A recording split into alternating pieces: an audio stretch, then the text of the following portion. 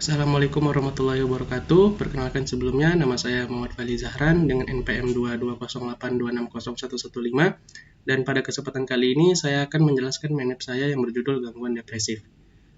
Baik, langsung saja kita mulai dari definisi terlebih dahulu. Di sini disebutkan bahwa gangguan depresif itu adalah gangguan suasana hati ataupun mood yang dapat mengganggu pola pikir, perasaan, dan juga aktivitas sehari-hari. Yang dimana gangguan depresif ini akan kita tegakkan jika dijumpai keluhan tersebut selama 2 minggu berturut-turut. Kemudian untuk etiologi sendiri, itu bakal kita bagi menjadi 3 faktor. Yang pertama ada faktor biologis, faktor genetika, dan juga faktor psikososial. Di mana untuk faktor biologisnya sendiri ini berkaitan dengan neurotransmitter. Di mana seperti yang kita ketahui, ada beberapa neurotransmitter yang berperan dalam pencetus gangguan depresif ini. Contohnya seperti dopamin, serotonin, dan juga norepinefrin.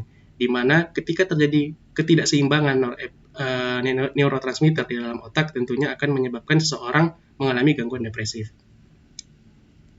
Kemudian ada faktor genetika. Sebenarnya untuk faktor genetika sendiri itu sedikit rumit dan juga kompleks, cuman ada beberapa studi yang mengatakan bahwa orang tua yang mengalami gangguan depresif itu sangat cenderung dapat menurunkan gangguannya itu ke anaknya.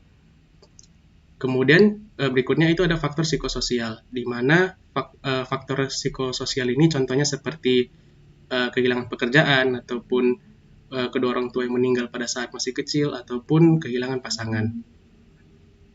Berikutnya kita masuk ke manifestasi klinis.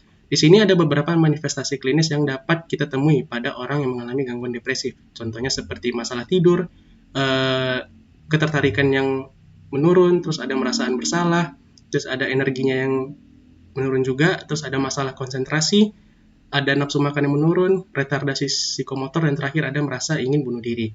Di mana keseluruhan manifestasi klinis tersebut bakal kita rangkum menjadi CHAPS namanya. Berikutnya di sini kita bahas tentang gejalanya. Dari gejalanya sendiri itu bakal kita bagi menjadi 2 gejala. Ada gejala utama dan juga ada gejala tambahan.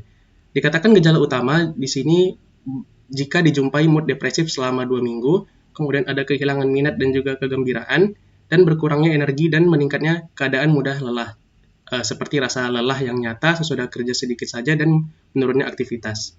Sedangkan untuk gejala tambahannya, di sini disebutkan adanya konsentrasi dan perhatian yang berkurang, terus ada harga diri dan kepercayaan diri yang berkurang, gagasan tentang rasa bersalah dan tidak berguna, pandangan tentang masa depan yang suram dan juga pesimis orangnya, nafsu makan yang berkurang, gangguan tidur, dan terakhir gangguan ataupun perbuatan yang membahayakan diri ataupun rasa ingin bunuh diri.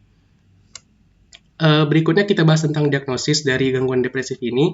Jadi untuk menegakkan diagnosa dari gangguan depresif tentunya kita harus mengklasifikasikan seseorang ataupun pasien ini berada di stage berapa. Di sini disebutkan bahwa ada beberapa stage dari gangguan depresif. Yang pertama itu ada gangguan depresif ringan, di mana di sini disebutkan bahwa dijumpainya 2 gejala utama dengan 2 gejala tambahan.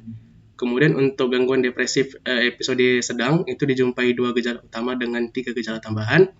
Terus ada gangguan depresif episode berat tanpa psikotik, itu jika dijumpai adanya 3 gejala utama ditambah dengan 4 gejala tambahan. Dan yang terakhir ada gangguan depresif berat dengan psikotik, itu memenuhi kriteria episode berat disertai gejala waham, halusinasi, ataupun stupor depresif.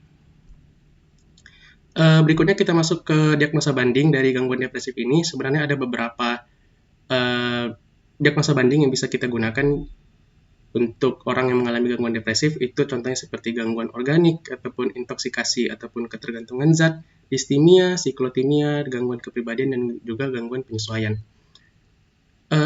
Berikutnya kita masuk ke tata laksana. Di sini tentunya kita akan menggunakan obat antidepresan, itu contohnya seperti sertralin, itu dosisnya 50 mg, dapat kita berikan 1x1 tentunya. Terus ada fluoxetine, itu dosisnya 20 mg dan bisa kita berikan 1x1 juga. Di mana mekanisme dari obat antidepresan ini, pertama dia menghambat reuptake aminergic neurotransmitter, kemudian juga dia bisa menghambat penghancuran oleh enzim monoamin oksidase, di mana kedua hal tersebut ketika terjadi akan meningkatkan jumlah aminergic neurotransmitter di celah sinaps neuro sehingga meningkatkan aktivitas reseptor serotonin tentunya. Kemudian terakhir itu ada prognosis, di mana di sini disebutkan bahwa pengobatan depresi itu sebaiknya bisa dilakukan selama 3 bulan ataupun sekurang-kurangnya selama 6 hingga 12 bulan. Dan meskipun pasien menggunakan obat, pasien ini dapat mengalami gejala residual dan gangguan kognitif, dan di mana tentunya itu bisa kita masukkan ke edukasi, sehingga pasien lebih tahu bagaimana cara menangani penyakitnya dengan baik dan juga bijak. Mungkin itu saja yang bisa saya sampaikan pada mind map saya pada kali ini. Lebih kurang saya mohon maaf dan saya akhiri. Wassalamualaikum warahmatullahi wabarakatuh.